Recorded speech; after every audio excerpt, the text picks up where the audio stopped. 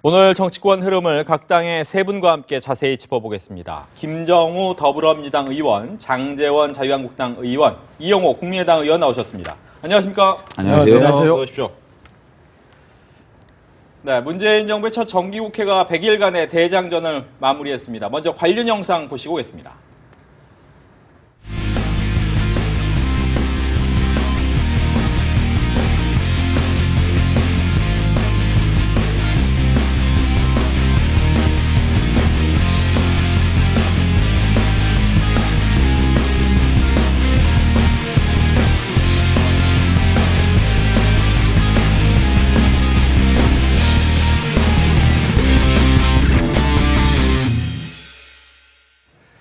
이번 정기국회는 여소야대 전국 속에서 여야가 협치를 실현할 수 있을지에 대해서 관심이 쏠렸는데 협치 대신 대치의 모습만 보였다라는 아쉬운 평가가 좀 많았습니다.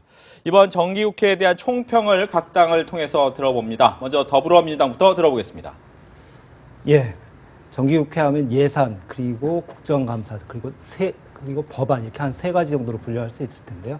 지금 앵커께서도 말씀하신 것처럼 예산안 처리 과정에서 우여곡절 끝에 국민께 좀 송구스러운 모습을 보여드려서 죄송스럽다는 말씀 먼저 올리고요. 그래도 그 예산안과 관련돼서 아동수당이라든지 그다음에 기초연금 인상안 같은 정부의 그 기본적인 방안이 반영이 돼서 소위 말하는 소득주도 성장의 기반을 마련했다, 이런 말씀을 올릴 수 있겠고요. 또한 예산안과 관련돼서 혁신성장과 관련된 예산이 증액됨으로 인해서 혁신성장의 기반도 마련했다, 이렇게 말씀드릴 수 있겠습니다. 또한 국정감사와 관련돼서는 우리 당에서는 과거 적폐청산에 주력을 했었는데요. 세월호 보고 시점 조작 의혹을 저희가 제기했고요. 그 다음에 국정원과 그리고 국군 사이버 사령관의 이제 불법 정치 개입 의혹이라든지 다스의 불법 대출 의혹 같은 것을 저희가 제기를 했습니다.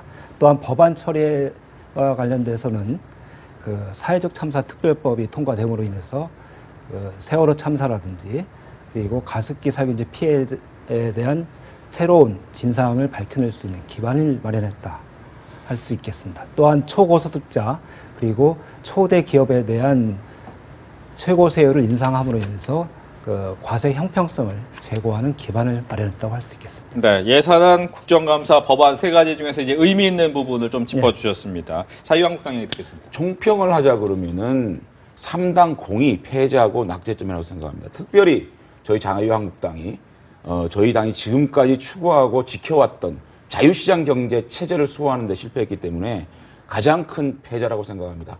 무분별한 공무원 증원 문제라든지 국민의 혈세로 최저임금을 보전해주는 민간기업에 이런 것들을 허용했기 때문에 자유한국당이 가장 큰 패자라고 생각을 들고, 민주당도 지금 당장은 좋은 성과를 거뒀다고 좋아할지 모르겠지만은 법안 전국에서 협치를 실천시켜버린 이런 강행 통과에 대해서 분명히 그 책임을 저희가 법안 전국에서 물을 것이고요. 국민의당 같은 경우에는 참 눈앞에 보이는 그러한 이익 때문에 예탐 대실한 거 아닌가 싶어서 3당 공이 패자이고 저는 아주 낙제점이다, 저는 이렇게 생각합니다. 네, 국민의당 얘기 듣겠습니다. 예, 저희는 국민의당은 캐스팅 보트를 준 정당으로서 나름대로 정기국회에서 역할을 했다고 생각합니다.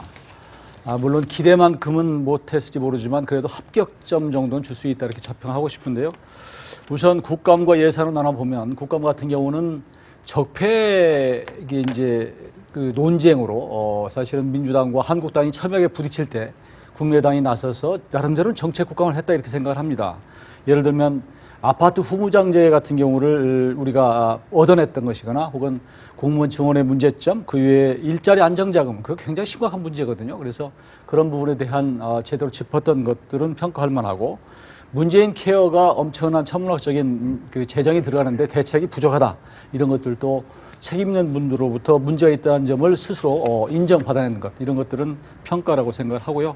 그럼에도 불구하고 솔직히 말씀드려서 그렇게 국감에서 노력했음에도 불구하고 당내가 갑작스럽게 통합론의 문제가 불거지는 바람에 좀 재평가를 못한 것은 좀 아쉬운 생각이 듭니다. 예산 문제에 있어서는 이제 나름대로 저희가 농업 예산을 증액한 것, 그리고 호남에서의 SOC 조금 좀 낙후된 이런 부분을 좀 보완한 것, 그리고 또 보육료 예산 여러 가지 좀 저희가 나름대로 성과라고 내놓을 만한 게 있다고 생각을 하고요. 국민의당은 이번에 그 언론에서 평가했듯이 나름대로 명분과 실리를 얻은 예산이 아니었나, 예산 정기국회 이렇게 자평을 해봅니다. 네, 세 분 모두 이제 예산에 대한 이야기를 하셨다시피 이제 여야의 대치가 새 예산안을 처리하기 위한 예산 정국에서 절정에 달했었죠. 각 당의 목소리 먼저 듣고 토론 이어가도록 하겠습니다. 선거구제 개편을 가지고 뒷거래를 한 것에 대해서 강력히 다시 한번 비판합니다. 그거는 1000번, 10,000번을 이야기했던 일입니다. 그것 하자는데 그게 무슨 일실야입니까? 제1야당의 역할은 헌신짝처럼 내팽개친 채 여당의 뺨맞고 국민당의 화풀이하는 역대급 적반하장일 뿐입니다.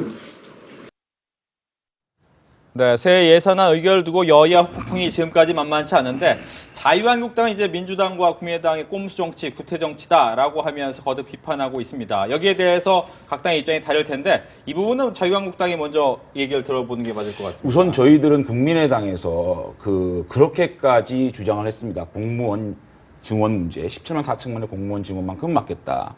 우리 이용호 정책위장 계셨겠지만 우리 안행에서 같이 지금 활동을 하고 있는데 강하게 반대를 해왔고요. 또 국민의 혈세로 민간 기업의 최저임금을 보전한다는 것은 반시장 경제적인 부분이거든요. 그런 것에 대해서 내년 1년만 이것을 보전해 주는 것으로 거의 주장을 해왔는데 이거를 갑자기 돌연 민주당에 무릎을 꿇은 상황이 됐기 때문에 저희들은 굉장히 황당했다는 말씀을 드리고 그렇기 때문에 저희가 어쩔 수 없는 수의 열세에 밀려가지고 이런 것도 허용을 했습니다. 저희들이 무분별하게 무턱대고 반대한 게 아닙니다. 분명히 정부 여당에다 대고 공무원 정원하기 위해서 어떠하게 추계를 했느냐, 또 그 추계에 대한 재원의 조달 방법은 뭐냐, 공무원 그 연금 문제는 어떻게 해결할 것이냐에 대해서 물어봤습니다. 그런데 제가 좀 말씀을 드릴게요. 예산 추계 같은 경우에 문재인 캠프에서는 5년간 28조가 늘어난다고 했습니다. 국정기획자문위원회에서는 5년간 8.2조가 늘어난다고 했습니다. 대통령실 일자리위원회, 지금 일자리위원회 최근에 발표된 거는 17조입니다. 자, 이렇게 무능하게 예산의 추계도 제대로 하지 않는 것을 어떻게 믿고 국민의 혈세를 이렇게 만들어냅니까? 그 다음에 재원 연출 방안은 뭐냐? 도대체 그럼 마지막에 17조, 이거를 100% 인정하더라도 17조를 어떻게 재원을 영출할 것이냐에 대해서 단 한 번도 국회에 가져온 적이 없습니다. 이걸 가지고 어떻게 우리가 통과를 시키겠습니까? 그 다음에 최저임금 문제를 사실 민간 기업에다가 최저임금을 갑작스럽게 올려놓고 이거를 혈세로 메꾸겠다고 합니다. 그럼 전부 다 국영기업 하자는 얘기입니까? 그래서 저희들이 주장하는, 국민의당과 함께 주장한 것은 1년간만 갑자기 올려진 걸 어떻게 하겠냐. 1년간 우리 영세 기업들이 어려우니 1년간 보존해주고 그 다음 문제는 내년도에 얘기하자. 그리고 최저임금 제도 자체가 문제가 있지 않느냐. 업종별로 최저임금을 조금 달리, 예를 들면 영세업종, 그다음에 중소기업종, 뭐 이렇게 대기업 이렇게 틀리게끔 최저임금제를 보완한다든가, 아니면 지역별로 지금 GRDP 같은 게 너무 차이가 나지 않습니까? 지역별로 좀 차이를 둔다든가, 이렇게 머리를 맞대고 앞으로 소득 주도 성장 좋습니다. 소득 주도 성장을 하기 위해서 어떻게 머리를 맞댄 거에 대해서 아무런 답을 못했습니다. 그리고 무조건 3년간 1년에 5조씩, 3조씩 허용해버렸거든요. 3, 5, 15. 민간 기업에다가 15조를 5년 동안 밀어주는 이런 상황이 돼버린 겁니다. 자, 앞으로 어마어마하게 또 지출될 수조 원에 달하는 공무원 연금 어떻게 개혁할 것이냐에 대해서 안을 가져오라. 인사혁신처, 행정안전위, 기재부 아무도 말 못했습니다. 이런 것들을 국민의당이 민주당이 무릎 꿇는 바람에 통과된 것들 수밖에 없는 거였거든요. 이런 것에 대해서 우리는 강력하게 국민들 앞에 죄송하다는 말씀을 드리고, 네. 앞으로 이런 부분에 대해서 국가가 어떻게 경제가 진행될 것이냐, 경제가 얼마나 어려워질 거냐에 대해서 굉장히 고민을 하고 있고, 앞으로 국회에서 이걸 철저하게 따져나갈 생각입니다. 예, 예산안 통과에서 특히 이제 공무원 증원 문제 그리고 최저임금 문제에 대해서 어떻게 보면 논의하지 못하고 끝났다라고 하는데, 제가 먼저 이야기를 하시죠. 우리 장제원 의원님께서 우리 국민의당을 세게 공격하셔서 저도 사실 그 부분에 대해서 동감을 합니다. 저도 안행위에서 같이 장제원 의원과 같이 공무원 증원의 문제점, 그리고 그 외 일자리 또 안정자금 3조 원, 이거 저도 수십 번 얘기를 했거든요. 그런데 마지막 협상에 있어서 3조 원을 그대로 인정하고 내년만 그런 것이 아니라 2019년도 인정하는 이것에 대해서는 저도 문제를 많이 제기를 했습니다. 그런데 문제는 이 3자가 민주당과 한국당과 국민의당이 3자가 협상한다고 하는 것이 고난도의 사실 기술이 필요한 거 아닌가라는 생각이 드는데 한국당도 무조건 국민의당을 비판할 것이 아니라 한국당도 좀 전략의 부재다라고 하는 부분을 지적할 수밖에 없는 것이 처음부터 좀 투지가 좀 부족했던 것 같아요. 왜냐하면 제가 협상에 좀 들어갔는데 처음부터 한국당 대표분들이 이렇게 말씀하시더라고요. 언제 국민의당이 민주당 손들어줄 거냐고 이렇게 얘기하는 거예요. 그래서 우리는 그럴 생각이 없다라고 얘기를 했는데도 불구하고 나중에 이제 결정적인 것은 그 우원식 대표하고 김동철 대표가 아침에 조찬을 하는 거 보고 그리고 이 두 당이 개헌과 또 선거법 개정 문제를 이렇게 얘기했다 이런 걸 보고 아마 한국당 쪽에서 거의 협상이 끝났구나라고 지레짐작하고 사실은 투지력을 잃어버린 것이 아닌가라는 생각이 드는데 나중에 이제 마지막 협상에 가서 제가 이제 협상장에 들어갔는데 보니까 이미 공무원 이 부분은 거의 합의가 돼 있고요. 그다음에 일자리 안정자금 이게 저희는 가장 우선순위였습니다. 사실 제일 문제가 있다고 생각하는 건데 그 부분을 한국당에 계신 분들이 문제는 그건 합의가 된 것으로 돼 있더라고요. 그래서 제가 그랬습니다. 이거 일자리 안정자금 3조 원을 현금 3조 원을 계속 지원하는 것은 우리 당에서도 추인받기가 어렵습니다. 그러니 내년만 하고 그 다음에는 잘라야 됩니다. 이렇게 얘기했더니 한국당 쪽에서 오히려 뭐라고 그랬냐면 이게 3조 원만 계속 인정하는 것만 해도 나름대로 성과입니다. 이렇게 하는 바람에 사실은 그게 협상이 끝나버린 좀 비화를 말씀드리면 그래서 사실 어떻게 보면 민주당이 잘 갈라치기를 한 것도 있고 또 한 가지는 어차피 저희 당으로 봐서는 공무원 증원 문제와 일자리 안정자금의 문제가 있지만 그러나 문재인 정부의 첫 그 예산이기 때문에 또 계속 또 야당의 한계로서 이게 계속 잡고 있을 수는 없다. 이런 부분. 또 한 가지는 우리가 또 당내에서 제일 관심이 있었던 것이 개헌 문제. 그리고 선거구제 개표 문제거든요. 그래서 이 부분을 고리로 해서 뭔가 얻어내야 된다고 하는 요구가 있었기 때문에 그런 여러 가지들이 맞물려서 사실은 좀 저희 당이 민주당과 좀 협력을 해서 타결을 이끌어내는 역할을 하지 않았나 싶습니다. 예, 민주당이 듣겠습니다. 예, 정치는 화해의 기술, 아트라고 그러고요. 협상의 기술이 필요한 측면이 있다고 봅니다. 이번 예산안 협상 과정에서 그러한 3당 간의 그 여러 쟁점에 대해서 굉장히 차이가 많았는데 그것을 조율하는 과정에서 3당 원내대표가 이제 합의를 도출해서 사인을 하지 않았습니까? 그런 과정에서 굉장히 여야 원내대표 간에 또한 정책위 의장님도 나오셨지만 간에 지금 협상의 묘미를 발휘해서 그것이 잘 처리돼가는 과정이었다. 저는 그렇게 보고 있습니다. 다만 그 과정에서 그 일부 정당에서 원내대표께서 하신 것에 대해서 추인을 하지 않고 한 열몇 시간씩 의총을 하면서 그것을 끌어오는 과정에서 좀 예산안 처리 과정에서 좀 미숙한 점이 있지 않았나. 그러한 좀 반성을 좀 해보고요. 그리고 국민의당과 그 우리 더불어민주당 간의 개헌과 지역 선거구와 관련되는 그 논의가 있었던 겁니다. 그 소위 말하는 그것에서 밀실 야합이 있던 것은 아니고요. 원내 수석 대표 간에 그것을 앞으로 잘 협치를 해 나가자. 그래서 그러한 것을 어떻게 협치해 나갈지 그거에 대해서 그 문자로 좀 주고받던 내용이 카메라 포착되면서 일부 정당에서 오해를 하셔서 밀실 야합이니 하는 그런 이야기가 나왔던 것 같습니다. 네. 알겠습니다. 아니, 네. 저기 김종우 의원을 제가 참 좋아해서 김종우 의원한테 자꾸만 제가 공박을 해서는 안 되겠지만 그렇게 얘기하는 거 아니에요. 네, 어떻게 국가의 예산 430조 국민 혈세를 두고 정치의 기술을 얘기합니까? 이거는 공무원 증원에 대한 분명한 예산 추계와 그다음에 예산 점출 방안, 공무원 개혁, 공무원 연금 개혁 이거에 대해서 사실상 정부가 무능했습니다. 이건 협상의 여지가 있는 게 아니라는 말씀을 드리고 자 우리 원내대표단이 잠정 협의를 해놓고 그거를 의원총회에서 거부했다? 민주당이 야당 때 어떻게 했습니까? 박영선 원내대표 등 많은 원내대표들이 잠정 합의가 아니라 사인한 것까지 의총에서 뒤엎고 다시 협상한 전례가 많습니다. 그럼에도 불구하고 이것이 원내대표가 협상해서 사인을 했기 때문에 못 받아준다? 그게 말이 됩니까? 그 다음 국민의당 방금 말씀하셨지만 이영호 정책위장님 말씀하시는 것 중에 자 세상에 최저임금을 민간기업에다가 혈세로 보존해 주는 거 1년 합의하지 않았습니까? 근데 그거를 어디서 먼저 엎었습니까? 국민의당에서 그걸 없는 바람에 우리가 지킬 힘이 없었던 겁니다. 자, 1년만 하자라는 거를 국민의당에서 끝까지 이거를 지켰다면 저는 이렇게 급하게 할 거 없다고 생각합니다. 12월 31일까지만 예산 합의하면 내년도 예산 문제 없거든요. 정말 이 당이 그 원내 수석들끼리 톡 주고받지 않았습니까? 무슨 뭐 선거구제 개편이라든지 뭐 개헌 합의한다? 정말 어떻게 그런 거 합의할 수 있습니다. 예산 끝나고 얘기를 해야죠. 그 예산 통과시키는 당일날 원내 수석끼리 톡에다가 서로 주고받는 게 이게 뒷거래 아닙니까? 이 예산 부분은 얼마나 그동안 바쁘겠습니까? 원내대표가 그 당일날 예산을 갖다가 통과시켜야 되는데 서로 협상하고 마지막 처리하기도 바쁜데 그 톡 주고받고 있습니다. 이게 뒷거래 아닙니까? 이 뒷거래를 통해서 민간 기업에다가 예산을 지원한다? 그걸 5년간 열고 15조를 지원한다? 이건 정말 반시장 경제거든요. 그래서 저희들이 힘이 약해서 이런 것들을, 이런 대한민국의 시장 경제의 가치를 지키지 못한 데 대해서 국민의 사죄를 드리고 앞으로 법안 전국에서 이렇게 뒷거래하는 선거구제 개편이라든지 이런 것에 대해서는 이제 그 법안 전국으로 가게 되면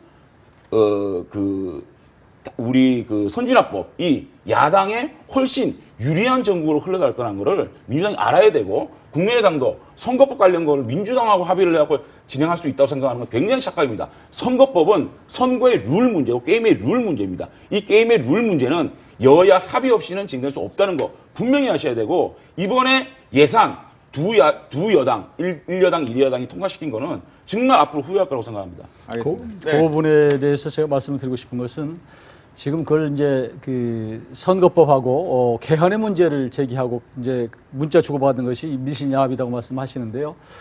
2, 3년 전에 이종걸 원내대표 당시에 예산 합의할 때 그 당시에 여야 간에 합의서를 썼습니다. 이 우선 처리 법안. 마찬가지로 이번에도 이제 예산이 처리가 되고 나면 그다음부터 바로 법안이기 때문에 사실 충분히 가능하다면 세 당이 모여서 다음에 처리할 우선 법안을 아마 합의해도 아무 문제가 없다. 오히려 좋았을 것이다라는 생각이 드는데 이번에 사실은 한국당이 빠진 상태로 두 당이 논의하다가 좀 그런 부분이 이루어지지 않고 처리된 것에 대해서는 사실 저도 유감스럽게 생각합니다. 지금 말씀하신 대로 선거법은 어차피 3당이 다 합의해야 될 문제고 다만 이제 우리가 그런 문제를 가볍게 던졌던 것이고 이것을 수석 간에 좀 더 논의를 확장시키도록 하는 것인데 그게 제대로 3당으로 이어지지 못했던 것은 아쉽게 생각하고요. 또 한 가지 일자리 안정자금 문제는 저도 장재원 의원님하고 똑같은 생각입니다. 사실은 이게 일자리 안정자금이라는 게 우리 시청자들께서도 잘 아시겠지만 사실은 이게 최저임금을 급격히 올리는 바람에 사실 사업주에게 그 임금을 혈세로 지원하는 문제거든요. 그래서 그 부분은 전 세계적으로 전례가 없고 이것은 다시는 이루어져서는 안 된다고 하는 것을 우리도 강하게 얘기를 했음에도 불구하고 현 정부가 사고를 쳐버렸으니 이건 수습해야 되지 않겠느냐. 책임 있는 야당으로서. 그래서 그런 정도 차원에서 저희도 1년만을 얘기했는데 사실은 이 민주당에서 설득했다기보다는 기재부 장관, 정부에서 간곡하게 이 부분을 좀 양해해달라고 해서 그런 분이 이제 그렇게 됐고 5년이라기보다는 사실 한 2년 정도 하고 가능하면 그것을 없애는 쪽으로 얘기를 하고 있고요.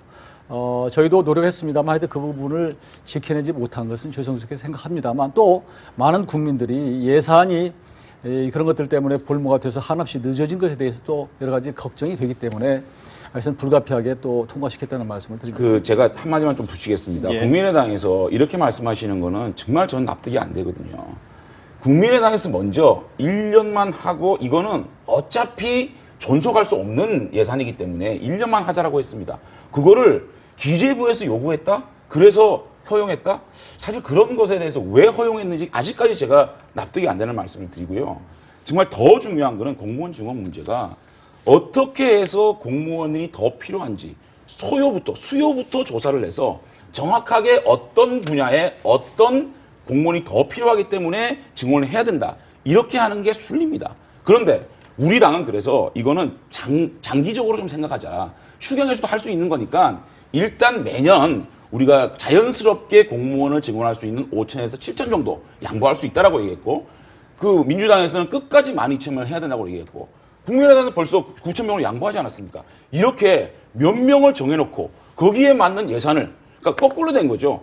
수요부터 정하고 수요에 따른 예산을 정해야 되는데 숫자부터 얘기하고 그 다음에 또 이렇게 주먹국으로 예산을 책정하는 이렇게 잘못된 예산이었다는 것을 우리 국민들께서 알아주셨으면 좋겠습니다. 한 예. 가지 더 말씀을 드리면요. 이 민간기업 그 최저임금 보전 문제는 전 세계에 유례가 없습니다. 알겠습니다. 그런 것은 반드시 국민에게 지켜줄 수 있었던 것도 불구하고 시간이 없었다. 기재부에서 요구했다. 12월 31일까지 이것은 갖고 오라 그러면 됩니다. 최저임금제에 대한 보완에 대한 단서를 붙이면 되거든요. 아까 말씀드렸듯이 최저임금을 업종별로 조금 차등을 준다든가 충분히 우리가 영세기업을 보호해 나가면서 최저임금을 올려주는 방법이 있었는데도 불구하고 이것을 국민한테 양보했다는 것은 저는 국민에서 엄청난 패착을 했다 생각합니다. 예, 그거 민주당 얘기를 제가 듣고 간단히 좀 하겠습니다. 말씀드리겠습니다. 지금 아마 이 토론이 지난 예산안 통과 과정을 되짚어보는 그런 토론은 아닌 것 같습니다. 그걸 전제로 해서 좀 말씀드리고요.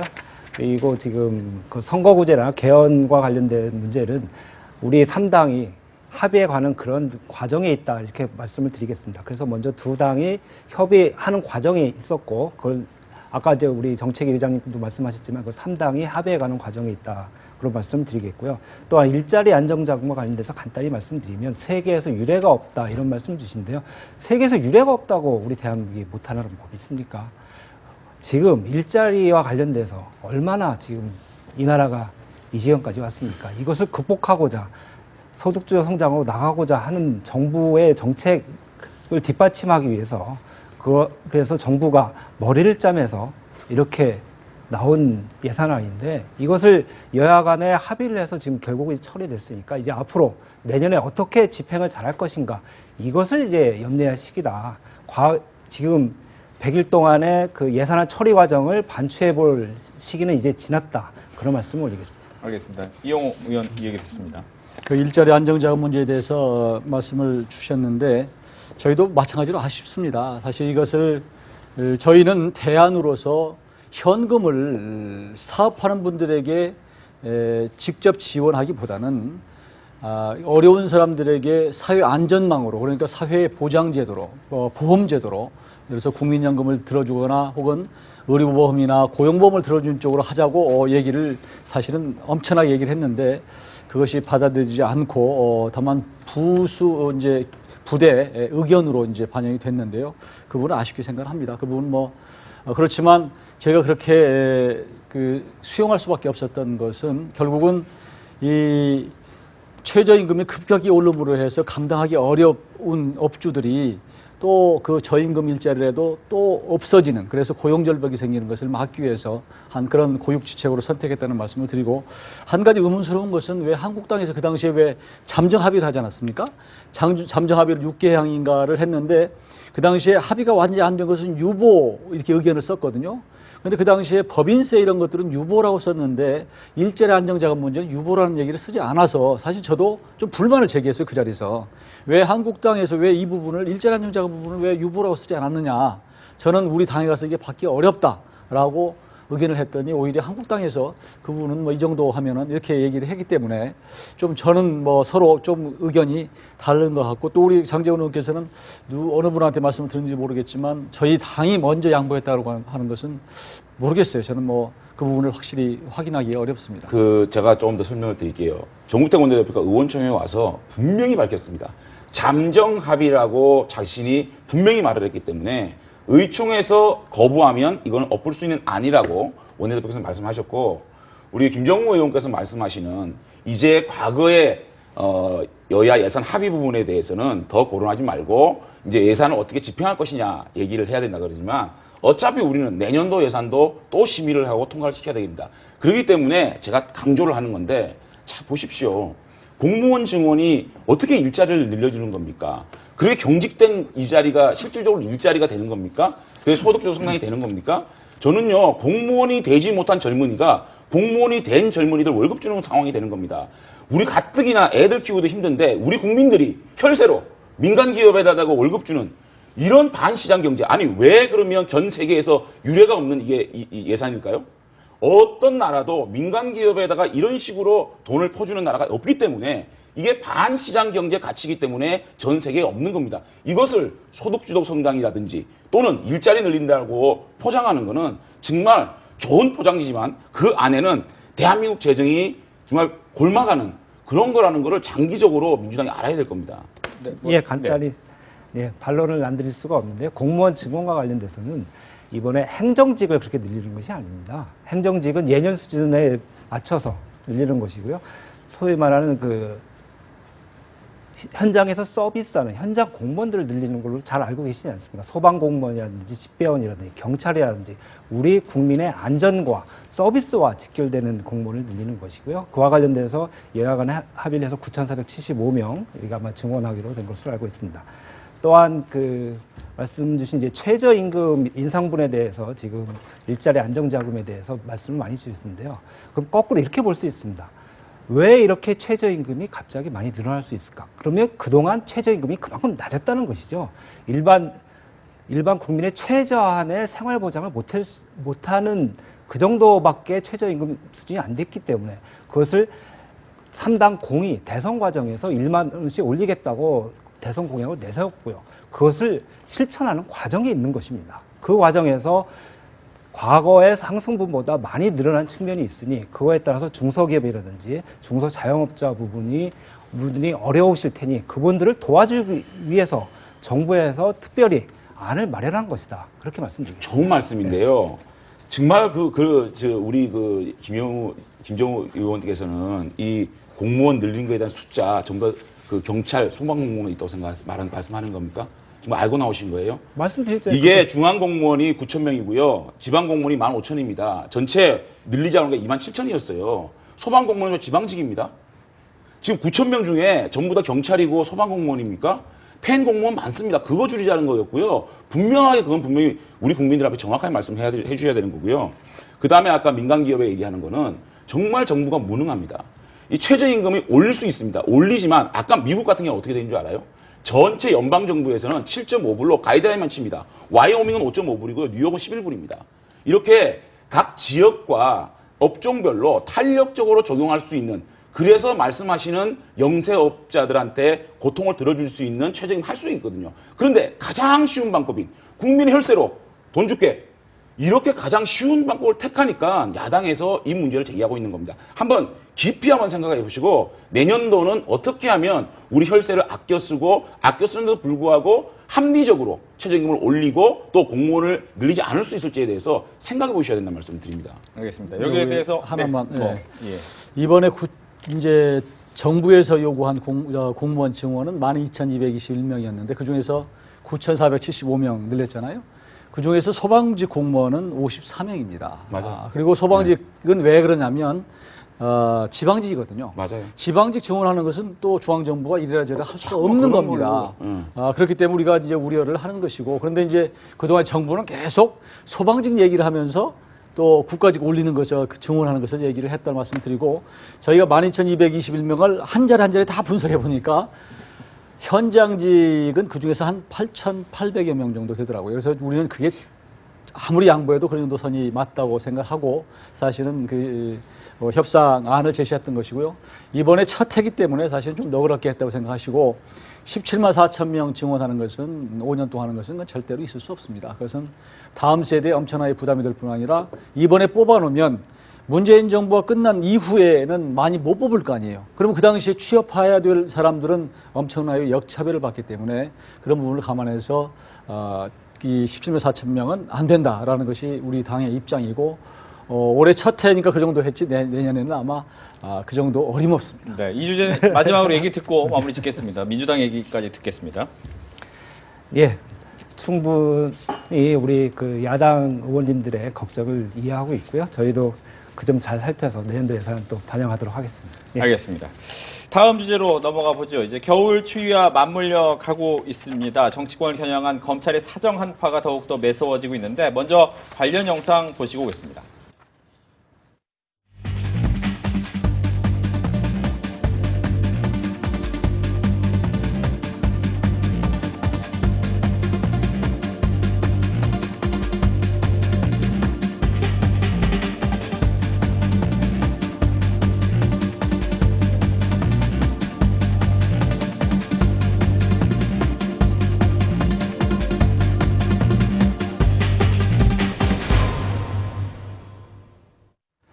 검찰이 적폐 수사를 시작한 지도 이제 3개월을 넘어서고 있죠. 정치권 내부는 사정한파 각 당의 입장에서 어떻게 보고 있는지 이번엔 더불어민주당부터 들어보도록 하겠습니다. 어떻게 보고 계십니까? 현재 상황을.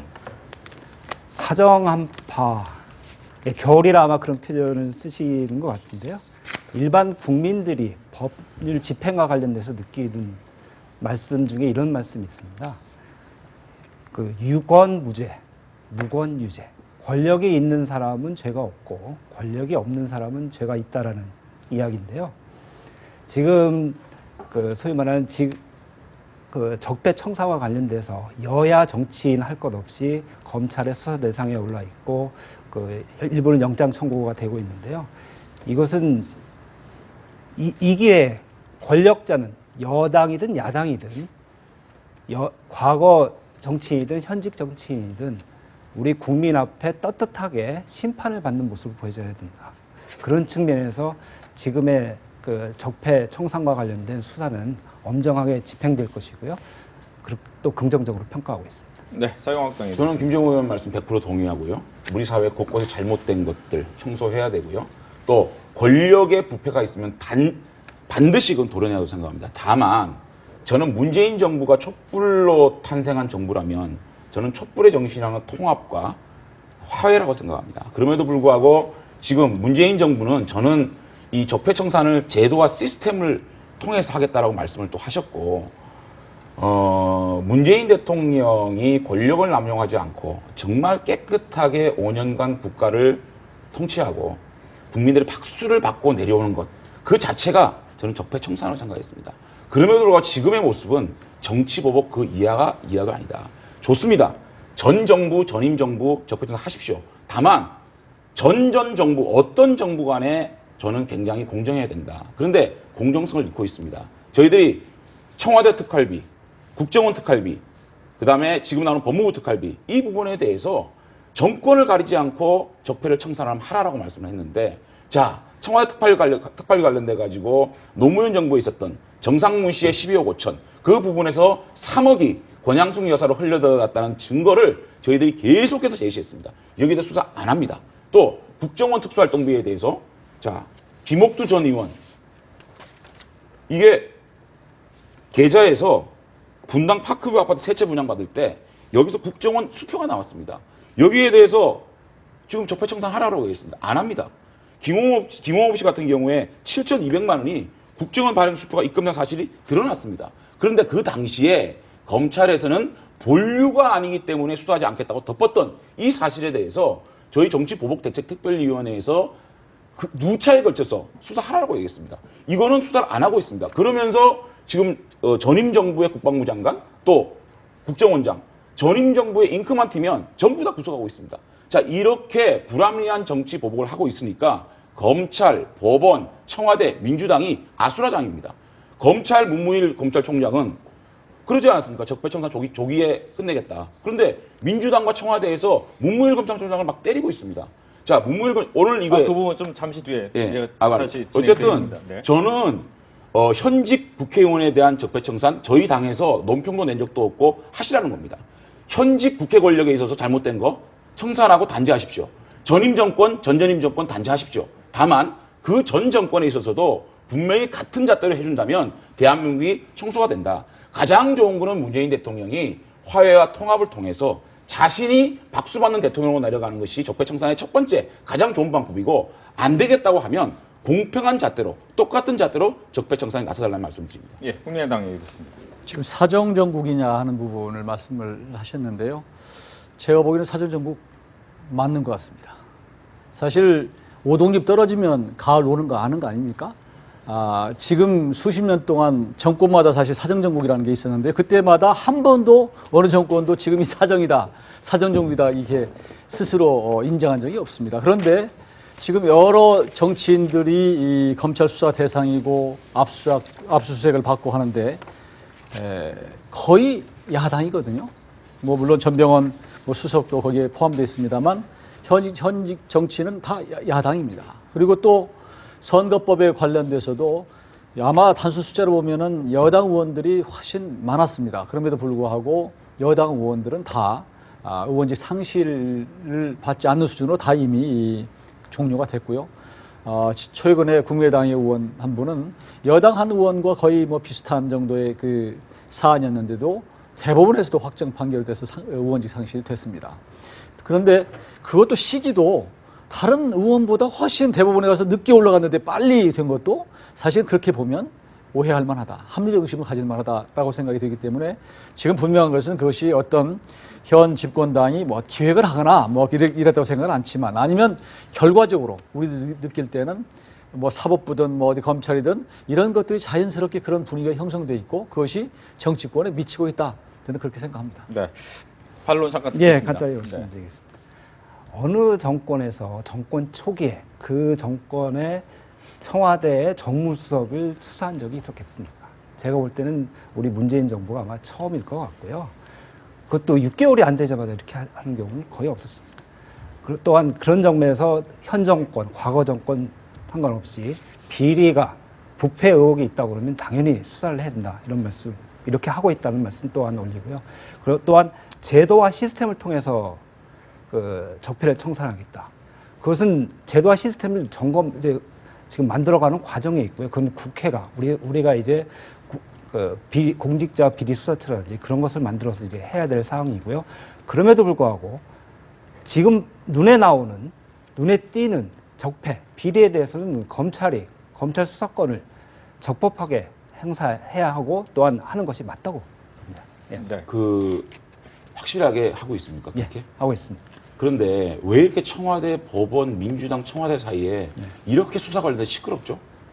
그러니까 법원에서 영장 기각하면 민주당에서 때리고 문무일 검찰총장이 적폐 승산 연말까지 하겠다 그러면 청와대에서 아니다 그러고 이게 왜 그런 줄 압니까?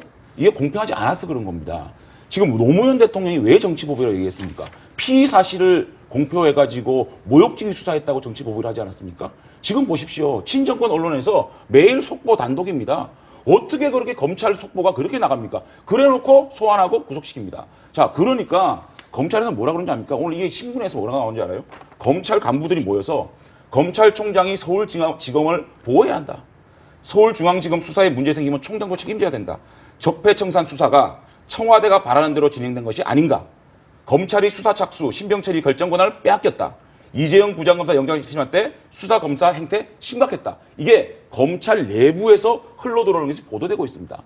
자, 이런 것을 두고 심각하게 지금 검찰총장께서 적폐 수사를 12월까지 마무리시겠다고 했는데 그렇게 청와대와 민주당이 문무일 총장을 공격을 합니다. 법원에서 김관진 석방, 계속 석방되니까 석방된 걸 가지고 전 국민이 떼창하겠다? 그게 민주당 중진이 할 얘기입니까? 자, 이렇게 해놓고 수사는 어떻게 합니까? 권양숙 여사가 정상문 씨로부터 한번 보십시오, 이거. 12억 5천만 원을 수수해서 징역을 살은 정상문 씨가 이것을 박연찬 씨로부터 3억이 박연찬 3억은 결국은 박연찬 씨의 서초동 상가로 들어갔는데 권양숙 여사의 3억 이거는 청와대 특활비로 보이고요. 그다음 640만 불 중에 100만 불은 아직까지 공소시효가 남아 있습니다. 이것에 대해서 우리가 법무부에 찾아갔고 검찰총장에 찾아갔는데도 아직까지 수사도 안 하고 있습니다. 그 다음에 김대중 정부 시절과 노무현 정부 시절 사이에 인수위 기간이 있습니다. 여기에 김옥두 전 의원 16대 열린우리당 선거대책 본부장이었습니다. 이 분이 자신의 부인이 분양받은 파큐 세채 아파트 분양금 중에 국정원 수표가 나왔습니다. 여기에 대해서 수사하라고 얘기했습니다. 안 하고 있습니다. 이게 공평한 겁니까? 그래놓고 지금 김관진 장관 같은 경우에 이게 댓글이 8만 6천 개입니다. 8만 6천 개를 4년으로 나누면요. 하루에 10개입니다. 이 10개 댓글 붙인 걸로 구속하고 있습니다. 그 댓글로 전임 대통령 포트라인에 써서 구속하겠다고 하고 있습니다. 이것이 어떻게 정치보복이 아닙니까? 이렇게 국정원의 수표가 다량 나오고 그 다음에 640만 불에 대해서 권양숙 여사가 저희로 봐서는 횡령했다고 생각하는 그런 돈에 대한 수사를 안 하면서 댓글 하루에 10개 붙이는 것 같고 국방부 장관, 국정원장, 전임 대통령 다 구속시키는 게 이게 어떻게 정치보복이 아닙니까? 이게 어떻게 형평성의 수사입니까? 네, 여기 답변하시겠습니까? 네. 아니, 수사 같이 하자고요. 계속. 수사하십시오. 그러면 저희들이 얼마든지 전임 대통령 포트라인에 세우고 수사하십시오. 제가 있으면 단죄하십시오. 그럼에도 불구하고 지금 자기 표는 수사 안 하고 지금의 국방부 장관, 김관희 국방부 장관이 왜 석방됐습니까? 여기에서 답변을 해야 됩니다. 민주당은. 아니 법원에서 판단해서 한 거 갖고 뭘 왜 민주당이 답변을 합니까? 민주당이 떼창하자면서요. 네. 민주당 중진들이 떼창하자면서요. 자, 그 법원, 그 판사들 떼창하다면서요. 이런 식으로 검찰에 직접적으로 개입하고 검찰들이 청와대의 수사권을 뺏겼다라고 얘기하고 있는데도 아직까지 하명 수사가 아니고 아직까지 이것이 적폐 수사라고 합니다. 여기에 대해서 정치권에 있는 분들이 더 이상 관여 안 하든지 청와대에서 관여 안 하든지 해야 되는 거 아니겠습니까? 그래야 정치 보고 얘기를 안 듣죠. 글쎄요. 예, 말씀하시겠습니까? 그 적폐청산의 문제는 뭐 아마 민주당하고 한국당의 입장이 첨예하게 맞서 있는 것 같습니다. 왜냐하면 민주당은 현 정부고 그리고 또 한국당은 전 정권이기 때문에 그럴 수밖에 없을 것이라고 생각이 되고요. 다만 이제 문무일 검찰총장이 이 적폐청산과 관련해서 올해 연말 가능하면 주요 수사를 마치겠다 이런 데 대해서 집권 여당이 우원식 대표 같은 경우에는 하여튼 의혹이 사장되지 않도록 해야 한다. 여러 가지 의혹이 쏟아지는데 이렇게 발언하는 것은 좀 더 길게 가져가라 그런 뜻이거든요. 그러니까 기본적으로 이 정치권에서 자꾸 이 적폐청산 논란이 되는 것은 이 정치권이 이 검찰 수사에 이러쿵저러쿵 하는 것은 바람직스럽지 않다라는 생각을 저는 합니다. 적폐청산 해야죠. 그것은 뭐 시기에 상관이 없습니다. 언제든지 나오면 하는 것이 맞는 것이고 상식적으로. 다만 문제는 자꾸 정치권에서 논란이 되지 않도록 해야 되는 것은 특히 집권 여당이 이 문제에 대해서 자꾸 제기를 하는 것은 바람직스럽지 않다. 네. 이 부분을 말씀을 드리고 저희가 보기에는 아마 집권 여당 쪽에서는 이런 것들을 내년 지방선거 임박할 때까지 좀 끌고 가고 싶은 생각이 있는 것이 아닌가 하는 늘 정치적으로 보면 그런 시각이 있거든요. 그래서 우리 지금 대한민국이 해안도 많고 그러니까 늘 적폐청산은 수사를 하되 그건 사법기관 검찰에 맡겨놓고 그리고 정치권이나 혹은 집권 여당은 좀 더 중요한 긴급 현안에 대해서 국정과제를 풀어가는 데 진력하는 게 좋다. 저는 그렇게 말씀드립니다. 예. 예, 좀 뭐, 제가 좀 반론을 네. 좀 드리겠습니다.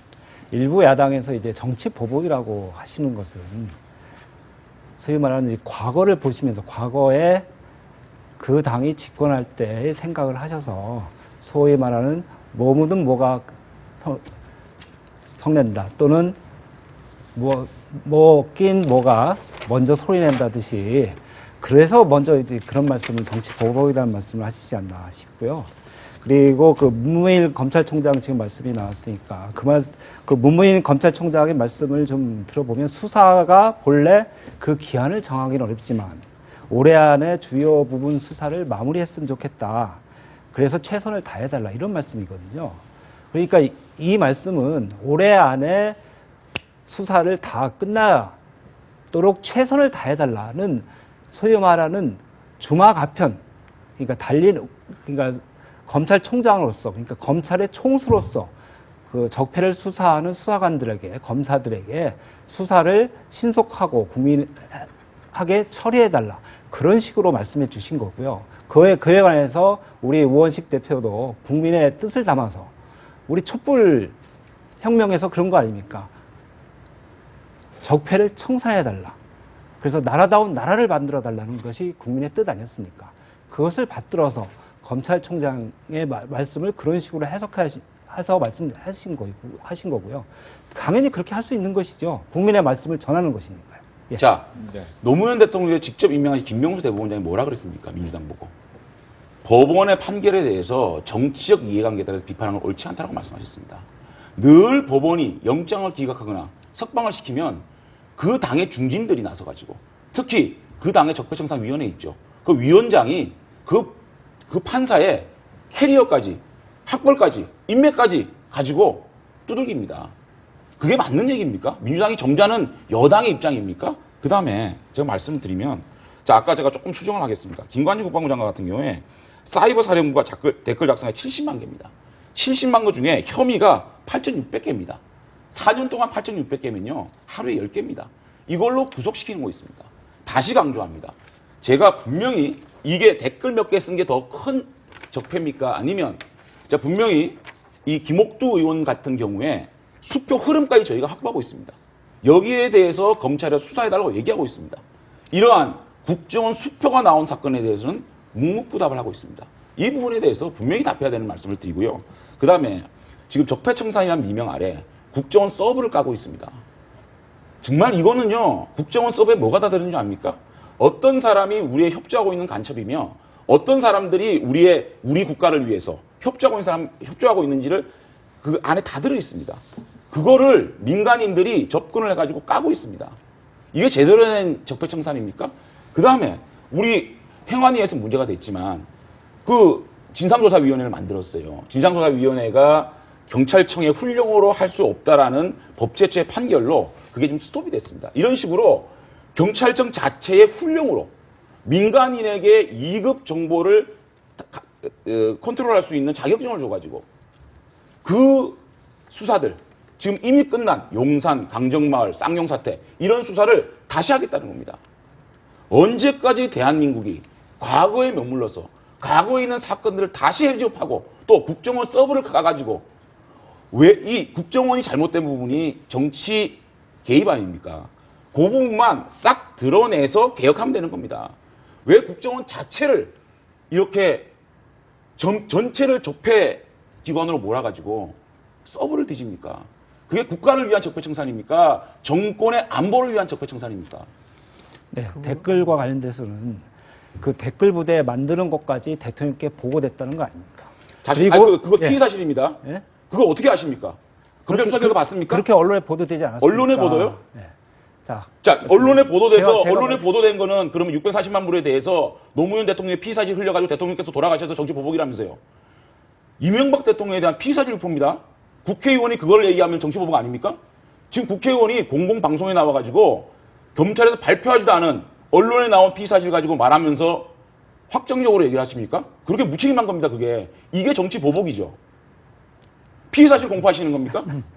말씀해 보시죠. 노무현 대통령 피의사실 유포 때문에 정치 보복했다면서요. 이명박 대통령한테 정치 보복하시는 겁니까? 그렇게 말씀하실 건 아니고. 아니, 그러니까 말하면 안 되는 걸 얘기해 보세요. 왜? 어떤 게 말하면 안 되는 겁니까? 대통령까지 보고됐다면서요. 이게 확정된 사실입니까? 그렇게 됐다고 언론 보도 안 했다고 말씀드렸잖아요. 언론 보도 때문에 노무현 대통령 돌아가셔서 정치 보복했다면서요. 뭐가 틀리죠? 자, 그렇게 성내실 거 없으시고요. 자, 우리 작년을 돌이켜 보시죠. 작년에 우리 장재원 의원님께서는 그 최순실 아니 근데 그거를 인신 공격하지 마시고요. 말씀 그 팩트에 대해서 얘기하십시오. 예, 팩트 이게 말씀드립니다. 공평한 수사라는 예. 말씀 드리는 거예요. 지금 수사 결과를 봐야죠. 왜 수사 결과도 안 보시고 그러십니까? 아니죠. 검찰에서 하고 있잖아요. 저는 지금 예. 뒤지고 있는 것이 예. 핀셋으로 쏙 집어내서 전 정권만 뒤지고 있지 않습니까? 그래서 저희들이 고발한 사건에 대해서 수사를 같이 하라는 얘기를 드리는 거예요. 알겠습니다. 이 부분은 잠깐 두 분께서 얘기하니까 제가 이용호 의원께 얘기를 드리겠습니다. 열기를 좀 시켜야 되겠네요. 네. 너무 말씀하셔서. 적폐청산의 문제, 조금 전에 말씀드렸지만 당연히 해야 됩니다. 문제가 있는데 해야 되겠죠. 그렇지만 문제는 그 적폐청산의 목적이 어떤 누군가를 겨냥해서 한 사람을 처벌하기 위한 것이냐 하는 부분이에요. 결국 적폐청산의 문제는 오랫동안 제도적으로 문제가 있었던 폐습이기 때문에 사실 제도 개혁, 이게 사실 목표가 돼야 된다고 저는 봅니다. 그런 차원에서 지금 1순위가 사실 국정원이거든요. 국정원 개혁 해야 된다고 보고요. 민주당에서도 뭐 국정원 개혁을 하겠다고 여러 가지 방안을 내놓으셨던데 앞으로 국정원을 현 누구든지 권력을 가진 쪽에서 절대로 정치적으로 활용하지 않겠다는 선언이라도 저는 해야 된다. 그런 것들이 전제돼야 되지. 그동안 과거 정권처럼 이름 바꾸고 조금 기능 바꿔서 그러나 편하니까 그런 국정을 활용해서 정치적으로 사찰하고 여러 가지 했던 것들은 문제가 있다라고 생각이 되기 때문에 이런 제도적 개혁으로 좀 방향을 바꾸고 또 촛불 집회 말씀하셨지만 촛불 집회가 원했던 것은 사실은 제일 중요한 것은 제왕제 대통령제를 문제점에서 기인됐던 거기 때문에 개헌입니다. 저는 조금 정부 여당, 특히 여당 쪽에서 개헌에 대해서 우리 국민적 여망을 좀 더 수용을 해서 권력구조의 문제에 대해서도 좀 대승적으로 임해서 좀 지금 제왕제 대통령제의 폐해가 없는 쪽으로 좀 적극적으로 나서줬으면 좋겠고요. 또 예를 들면 방송법 같은 경우도 예전에 우리 김 의원님 있었던 민주당과 저희 우리 당 국민의당과 정의당이 3당이 방송법 공동으로 내지 않았습니까? 냈으면 그거 처리하도록 하면 좋은데 막상 집권하고 나더니 태도가 바뀌었어요.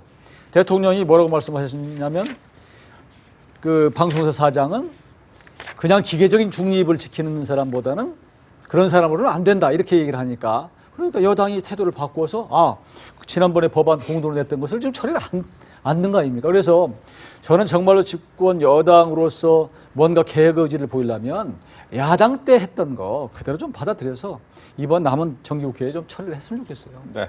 마지막 얘기 듣겠습니다.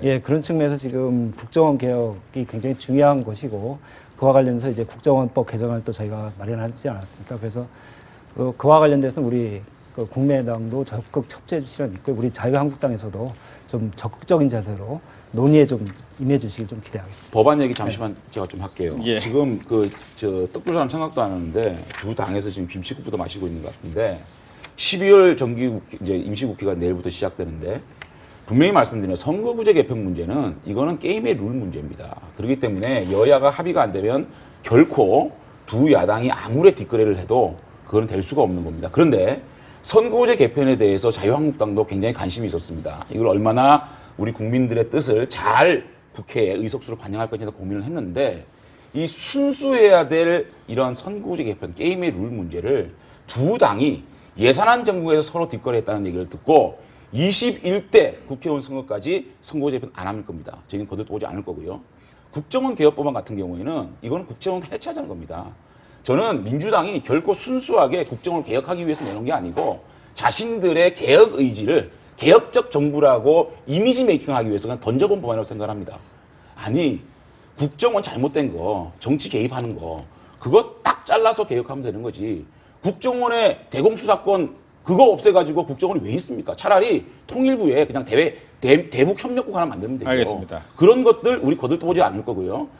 그 다음에 공수처 법안 있지 않습니까? 그거는 민변 검찰청 신설 법안입니다. 왜 민주당에서 검찰이 말을 안 들으니까 쌍칼 차겠다는 거 아닙니까? 그러한 권력을 하나 더 가지겠다는 그런 것들을 개혁으로 포장을 해가지고 권력을 더 가지겠다.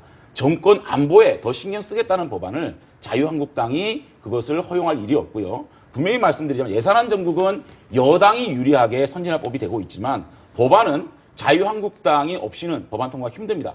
정말 협치의 아이디어, 우리 경제와 민생을 생각하신다면 규제 프리존법, 방송법, 민주당이 그렇게 주장하는 거 그대로 통과시키자고요. 규제 프리존 방송법부터 합의해 주시고 그 다음에 민주당과 국민의당이 원하는 선거법이 됐던 공수처가 민변 검찰청 신설 법안이 됐던 그거에 대해서 논해달라. 저희 분명히 말씀드립니다.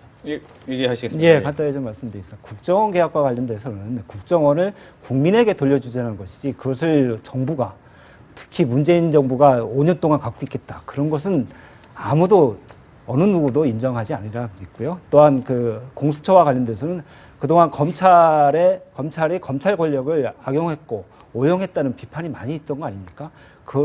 특히 고위공직자 수사와 관련돼서는 검찰이 검찰권을 제대로 행사하지 못한 점이 있기 때문에 그 역시 국민에게 돌려주자는 것이지 그걸 정권이 어떻게 해보겠다는 것은 전혀 국민께 자꾸 돌려주세요. 아니, 비워줄 건데 예. 검찰 개혁은요 방향이 상명하복이 문제가 되는 겁니다.